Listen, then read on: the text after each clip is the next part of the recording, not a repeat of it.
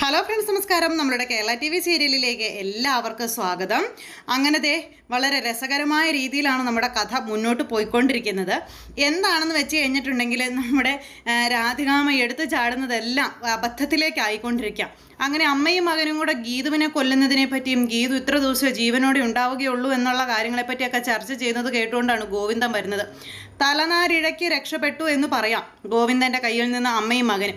അങ്ങനെ മകനും അമ്മയും കൂടി നിന്ന് സംസാരിച്ചതെല്ലാം ഗോവിന്ദൻ കേട്ടു എന്ന് പേടിച്ചു വരച്ച് നിൽക്കുന്ന സമയത്ത് ഗോവിന്ദൻ പൂർണ്ണമായും കേട്ടില്ലെന്നുള്ള രീതിയിൽ ഗോവിന്ദൻ്റെ സംസാരത്തിൽ നിന്ന് ഇവർക്ക് മനസ്സിലായി. അങ്ങനെ ആ ഒരു സംഭവവും കാര്യങ്ങളും കഴിഞ്ഞപ്പോഴത്തേക്കും മകനെ അമ്മ അവിടെ നിന്ന് അങ്ങനെ ഉന്തി തള്ളി പറഞ്ഞു വിട്ടു. ഇതേ സമയത്താണെന്നുണ്ടെങ്കിൽ ഗോവിന്ദൻ വന്ന് രാധികാമ്മയോട് കാര്യങ്ങൾ പറയുക. അപ്പോൾ അങ്ങനെ ഞാൻ ഒരു തെറ്റും ചെയ്തിട്ടില്ലെന്ന് രാധികാമ്മ പറഞ്ഞു. പിന്നെ ഭദ്രനെ ഞാൻ കണ്ടിട്ട് പോലും ഇല്ലെന്നുള്ള കാര്യങ്ങളൊക്കെ പറയുവാണേ. അപ്പം മകൻ്റെ മുന്നിൽ എങ്ങനെയെങ്കിലും തടി തപ്പി നിൽക്കണമല്ലോ, അതിനുവേണ്ടി സരസ്വതി നുണയും മേഷണിയൊക്കെ ഇങ്ങനെ പറഞ്ഞു പിടിപ്പിച്ചുകൊണ്ടേ ഇരിക്കുവാണ് ഈ രാധികാമ്മ. അപ്പോൾ ഇതൊക്കെ വളരെ സത്യസന്ധമാണെന്നുള്ള രീതിയിൽ മകൻ കേട്ടോണ്ട് നിൽക്കുന്നു. അത് കഴിഞ്ഞ് മകൻ നേരെ റൂമിലേക്ക് ചെന്നു, അതായത് ഗോവിന്ദൻ റൂമിലേക്ക് ചെന്നു. ഗീതുവായിട്ട് സംസാരിക്കുന്ന കൂട്ടത്തിൽ ഇങ്ങനെ അമ്മ ഒരു തെറ്റും ചെയ്തിട്ടില്ലെന്നുള്ള കാര്യം പറഞ്ഞു എന്ന കാര്യം പറയുമ്പോൾ അമ്മ ഒരു തെറ്റും ചെയ്തിട്ടില്ലെങ്കിൽ പേടിക്കേണ്ട കാര്യമൊന്നുമില്ല, പക്ഷേ അമ്മ ഇതിനകത്ത് എന്തെങ്കിലും തെറ്റ് ചെയ്തിട്ടുണ്ടെങ്കിൽ അമ്മയ്ക്ക് പിടി വീഴും എന്നുള്ള കാര്യം വീണ്ടും പറയുകയാണ് നമ്മുടെ ഗീതു. അപ്പോൾ അതൊക്കെ കേട്ട് ഗോവിന്ദൻ ഇങ്ങനെ നിൽക്കുക. ഇതേ സമയത്ത് നമ്മുടെ ഭദ്രനെ പോലീസുകാർ അവിടെ കയ്യേറ്റം ചെയ്തുകൊണ്ടിരിക്കുന്നു. അതായത് ജഡ്ജി പറഞ്ഞ കേസാണല്ലോ. അപ്പം ജഡ്ജി പറഞ്ഞ കേസായതുകൊണ്ട് തന്നെ അതിൻ്റേതായ ഒരു എന്താ ഇവർ കൊടുത്തിട്ടുണ്ട്, ഒരു പ്രാധാന്യം കൊടുത്തിട്ടുണ്ട്. അങ്ങനെ പോലീസുകാരനാണെന്നുണ്ടെങ്കിൽ ഈ കാര്യങ്ങളൊക്കെ ചോദിച്ചു കഴിഞ്ഞപ്പം ഒന്നും പറയാൻ പറ്റാതെ മാക്സിമം നമ്മുടെ ചേട്ടൻ പിടിച്ചു നിന്ന് നോക്കി ഭദ്രൻ. അങ്ങനെ ആരെയും ചൂണ്ടിക്കാണിക്കാതെ, കാരണം രാധികയുടെ കയ്യിൽ നിന്ന് കാശൊക്കെ മേടിച്ച് കയ്യിൽ പിടിച്ചിരിക്കുന്നതാണല്ലോ, അതുകൊണ്ട് തന്നെ രാധികാമ്മയെ അങ്ങനെ പെട്ടെന്നൊന്നും ഒറ്റ കൊടുക്കാൻ പറ്റത്തില്ലല്ലോ. അങ്ങനെ മാക്സിമം പിടിച്ചു നിർത്താനായിട്ട് നോക്കി. പക്ഷേ ലാസ്റ്റത്തെ അറ്റ കൈ പ്രയോഗം, അതായത് നമ്മുടെ SI സാറിൻ്റെ അറ്റ കൈ പ്രയോഗത്തിൽ നമ്മുടെ ഭദ്രൻ സത്യം വിളിച്ചു പറയേണ്ടി വന്നു. രാധികാമ്മ പറഞ്ഞിട്ടാണ് ഞാൻ പോയി ജഡ്ജിയെ സ്വാധീനിച്ചത്, അതിൻ്റെ പേരിൽ രാധികാമ്മ എനിക്ക് കുറച്ച് പൈസ കൂടി തന്നു, അഡ്വാൻസ് തന്നു എന്ന കാര്യം. അപ്പോൾ അത് കേട്ട് കഴിഞ്ഞപ്പോഴത്തേക്കും താൻ ഈ പറയുന്നതൊക്കെ സത്യം തന്നെയാണോടോ എന്ന് SI ചോദിച്ചപ്പോൾ സത്യമോ സാറേ, സത്യമാണ്, ഞാൻ പറയുന്നതൊക്കെ 100 വട്ടം സത്യമാണെന്നൊക്കെ പറഞ്ഞുകൊണ്ട് ഭദ്രൻ ഇങ്ങനെ വേദന എടുത്ത് പൊളഞ്ഞു നിന്ന് പറയാം.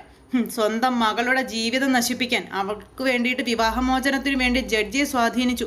നാണോ ഉണ്ടോടാ തനിക്ക്? താനൊക്കെ ഒരു തന്തയാണോടോ എന്നും ചോദിച്ചുകൊണ്ട് ഈ SI സാറ് ദേഷ്യപ്പെടുക. അപ്പോൾ അത് കേട്ട് കഴിഞ്ഞപ്പോൾ സാറേ പിടിവിട് സാറേ എന്നും പറഞ്ഞ് നമ്മുടെ ഭദ്രൻ ഇങ്ങനെ പറയുന്നുണ്ട്. സാറാണെങ്കിൽ കിട്ടിയ അവസരമല്ലേ ഭദ്രനെ എടുത്തിട്ട് ചവിട്ടി കൂട്ടി.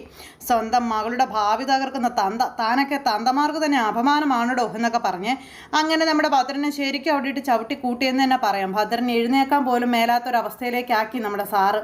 അങ്ങനെ ആ ഒരു സംഭവം അവിടെ കഴിഞ്ഞപ്പോഴത്തേക്കും ഭദ്രൻ ഇങ്ങനെ തളർന്ന് കുത്തി അവിടെ ലോക്കപ്പിൽ തന്നെ കിടക്കുക.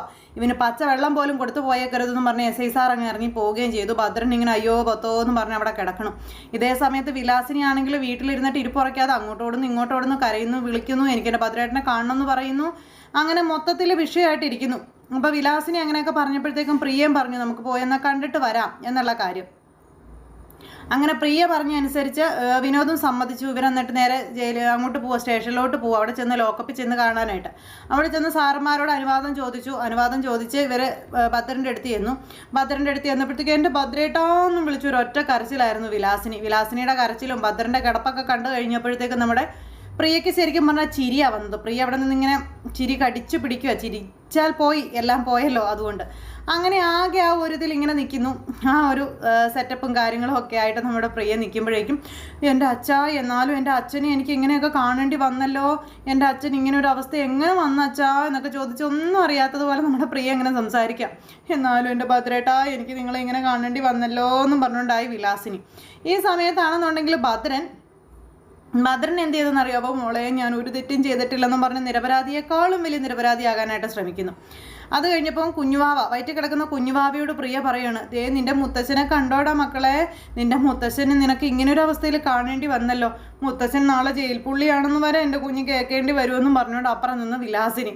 അങ്ങനെ ഒത്തിരി ചിരിക്കാനുള്ള മുഹൂർത്തങ്ങൾ ആ ലോക്കപ്പിലും അതുപോലെ സ്റ്റേഷനിലും ഇങ്ങനെ കഴിഞ്ഞു പോകണം. അപ്പോൾ അപ്പരെയും അമ്മയെയും മാക്സിമം ഇങ്ങനെ ചൂട് പിടിപ്പിച്ചുകൊണ്ട് നമ്മുടെ പ്രിയ കൂടെ നിൽപ്പുണ്ട്. ഇത് കഴിഞ്ഞപ്പോഴത്തേക്കും അങ്ങോട്ടേക്ക് മകൻ വന്നു. മകൻ ഇതൊന്നും ഒരു കൂസലുള്ള രീതിയിലല്ല, അച്ഛൻ വേണ്ടാതീനം കാണിക്കാൻ പോയിട്ടല്ലേ എന്നൊക്കെ ചോദിച്ചുകൊണ്ട് മകൻ ഇങ്ങനെ അച്ഛനെ കുറ്റപ്പെടുത്തി. എന്നാലും എൻ്റെ മക്കളെ നീ ഇങ്ങനെ പറയല്ലേടാ, അച്ഛനെ എങ്ങനെയെങ്കിലും ഇറക്കാൻ നോക്കടാ എന്നൊക്കെ പറഞ്ഞു. അപ്പോൾ അങ്ങനെയൊക്കെ പറഞ്ഞപ്പം ഞാൻ ശ്രമിച്ചിട്ടൊന്നും നടക്കുന്നില്ല. ഇനിയിപ്പോൾ അച്ഛനെ പുറത്തിറക്കാൻ ആര് ശ്രമിച്ചാലും പറ്റുമെന്ന് എനിക്ക് തോന്നുന്നില്ല. ഇനി അഥവാ ആർക്കെങ്കിലും പറ്റുമെന്നുണ്ടെങ്കിൽ അത് ഗീതു ചേച്ചിക്കും അതുപോലെ ഗോവിന്ദേട്ടനും മാത്രമായിരിക്കും, വേറെ ആർക്കും അച്ഛനെ രക്ഷിക്കാൻ പറ്റില്ലെന്നും പറഞ്ഞുകൊണ്ട് ഇവരിങ്ങനെ നിൽക്കുക. എന്നാൽ ഗോവിന്ദനെങ്കിൽ ഗോവിന്ദനെ ഒന്ന് വിളിക്കുന്നു പറഞ്ഞുകൊണ്ട് അങ്ങനെ വിളിപ്പിക്കാനൊക്കെ ശ്രമിക്കുന്നു.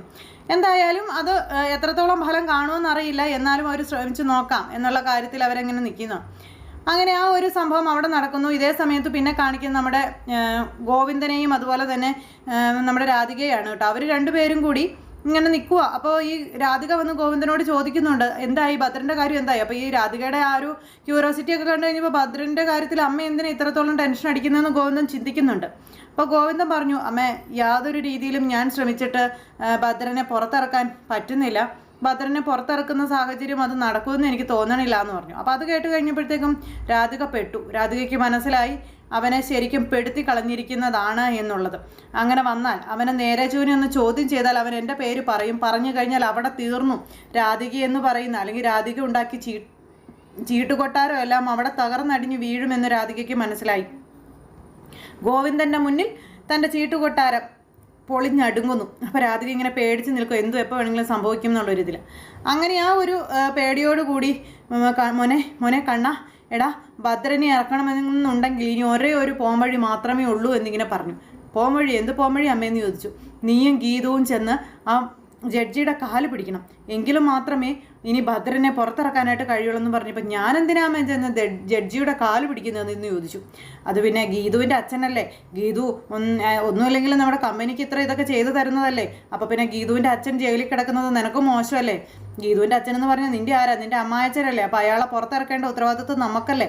അപ്പോൾ എൻ്റെ മോൻ വിചാരിച്ചാൽ മാത്രമല്ലേ അത് നടക്കുകയുള്ളൂ. നീ എന്തെങ്കിലും എങ്ങനെയെങ്കിലും ചെന്നാൽ ജഡ്ജിയുടെ കാല് പിടിച്ച് അയാളെ ഒന്ന് പുറത്തിറക്കാൻ നോക്കുക എന്നും പറഞ്ഞുകൊണ്ട് അമ്മ ഇങ്ങനെ മകനെ നിർബന്ധിക്കാം. അപ്പോൾ ഇതൊക്കെ കേട്ടപ്പോൾ ഗോവിന്ദൻ ആകെ ഒരു ഇതുപോലെ, ഇതെന്തിനാ അമ്മ ഇതുപോലെ കിടന്ന് വെകിളി കൂട്ടുന്നത്? കാരണം അമ്മയുടെ പേരവിടെ ഭദ്രൻ പറഞ്ഞ തീർന്നു എന്നുള്ള കാര്യം അമ്മയ്ക്ക് തന്നെ അറിയാം. അതുകൊണ്ട് തന്നെ അമ്മ പേടിച്ച് വിറച്ചാണ് നിൽക്കുന്നത്. പക്ഷേ അതെന്തായാലും നമ്മുടെ SI പറയും, ഗോവിന്ദനോട് തീർച്ചയായിട്ടും പറയും ഇതിൻ്റെ പിന്നിൽ പ്രവർത്തിച്ചിരിക്കുന്നത് അല്ലെങ്കിൽ കളിച്ചിരിക്കുന്നത് ആരാണെന്നുള്ളത്. അങ്ങനെ ആ ഒരു സംഭവവും കാര്യങ്ങളും കേട്ട് കഴിഞ്ഞപ്പോൾ ശരി എന്നാൽ പോകാം എന്ന് പറഞ്ഞുകൊണ്ട് ഗോവിന്ദൻ നേരെ ഗീതുവിൻ്റെ അടുത്തേക്ക് പോവുക. റൂമിലേക്ക് ഗീതുവിൻ്റെ അടുത്ത് ചെന്നു. ഗീതുവിനോട് ഇങ്ങനെ പറയുന്നു, നമുക്ക് ജഡ്ജിയുടെ അടുത്ത് വരെ പോകണം, അമ്മ ഇന്ന പോലെ ഒരു സൊല്യൂഷൻ പറഞ്ഞിട്ടുണ്ടെന്ന്. അപ്പോൾ അത് കേട്ട് കഴിഞ്ഞപ്പോൾ ഗീതുവിനെ കിട്ടിയ അവസരമല്ല, ഗീതു അത് വേണ്ടെന്ന് വെക്കോ? ഗീതു ഒരിക്കലും കിട്ടിയ അവസരം വേണ്ടെന്ന് വെക്കില്ല. അമ്മ എന്തിനാ ഇത്ര ടെൻഷൻ ആകുന്നത്? അമ്മ തെറ്റുകാരി അല്ലെങ്കിൽ പിന്നെ അച്ഛനകത്ത് കിടന്നോട്ടെ, പിന്നെ എന്തിനാ അമ്മ ഇത്ര ഇത് കാണിക്കുന്നത് എന്നൊക്കെ ചോദിച്ചുകൊണ്ട് ഗീതു ഇങ്ങനെ ചോദിക്കുന്നു. ഗീതു അത് ചോദിക്കുമ്പോൾ ശരിയാണല്ലോ എന്ന് ഗോവിന്ദനെ ചിന്തിക്കുന്നു. പക്ഷേ ഗോവിന്ദൻ അത് സമ്മതിച്ചു കൊടുക്കുന്നില്ല കേട്ടോ. അങ്ങനെ ഇവർ തമ്മിലുള്ള ആ ഒരു സംസാരങ്ങളും കാര്യങ്ങളും ഒക്കെ കൂട്ടിയിണക്കിക്കൊണ്ട് നല്ല രസകരമായി ചിരിക്കാനൊക്കെ ഒരുപാട് കഥാമുഹൂർത്തങ്ങളും നിറഞ്ഞാടുന്ന ഒരു എപ്പിസോഡാണ് നാളത്തേത്. അപ്പോൾ എല്ലാവരും കാത്തിരുന്ന് കാണുക. എല്ലാവർക്കും നല്ലൊരു ദിവസം ആശംസിക്കുന്നു. എല്ലാവരുടെയും സപ്പോർട്ടിനും സ്നേഹത്തിനും ഒത്തിരി നന്ദി അറിയിക്കുന്നു. അടുത്ത സൂപ്പർ ഹിറ്റ് കഥയുമായി കാണുന്നത് വരെ എല്ലാവർക്കും നന്ദി. See again. Take care. Bye by.